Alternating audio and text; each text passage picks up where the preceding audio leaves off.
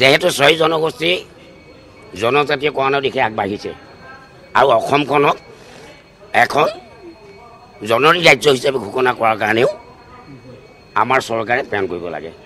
6 জনগোষ্ঠীক জনজাতি কৰাত মোৰ কোনো আপত্তি নাই। পূৰ্ব জনগোষ্ঠীসকলৰ যদি কোনো হানি বিঘিনি নহয় তাৰ কাৰণে 6 জনগোষ্ঠীৰ এটা মোৰ আপত্তি নাই। আৰু 6 জনগোষ্ঠী জনজাতি কৰাৰ ক্ষেত্ৰত আমাৰ চৰকাৰে 19 চনতে এটা সিদ্ধান্ত গ্ৰহণ কৰিছিল।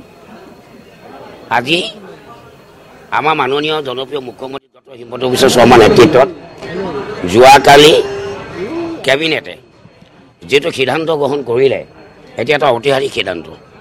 এটো ভাল সিদ্ধান্ত হৈছে কাৰণ 6 জনগোষ্ঠীক জনজাতি কৰাত কোনো আপত্তি নাই।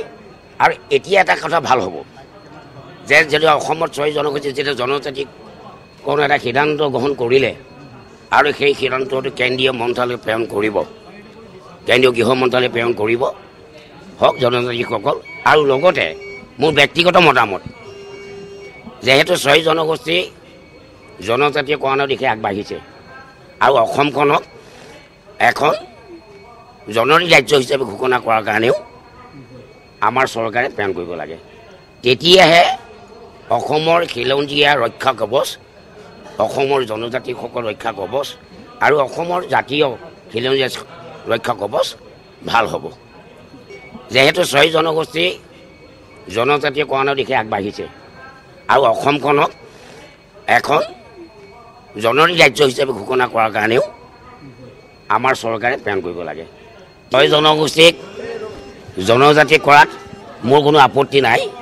পূৰ্ব জনগোষ্ঠীসকলৰ যদি কোনো হানি বিঘিনি নহয় তাৰ কাৰণে 6 জনগোষ্ঠীৰ এটা মোৰ আপত্তি নাই।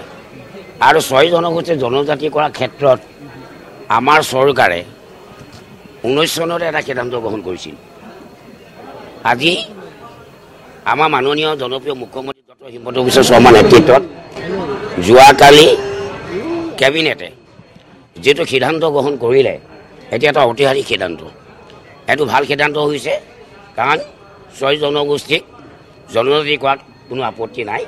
আৰু এতিয়া এটা কথা ভাল হ'ব যে যদি অসমত 6 জনগোষ্ঠী যেটা জনজাতি কোনো এটা সিদ্ধান্ত গ্ৰহণ কৰিলে আৰু সেই সিদ্ধান্তটো কেন্দ্ৰীয় মন্ত্ৰালয় প্ৰেৰণ কৰিব, কেন্দ্ৰীয় গৃহ মন্ত্ৰালয় প্ৰেৰণ কৰিব হওক জনজাতিসকল।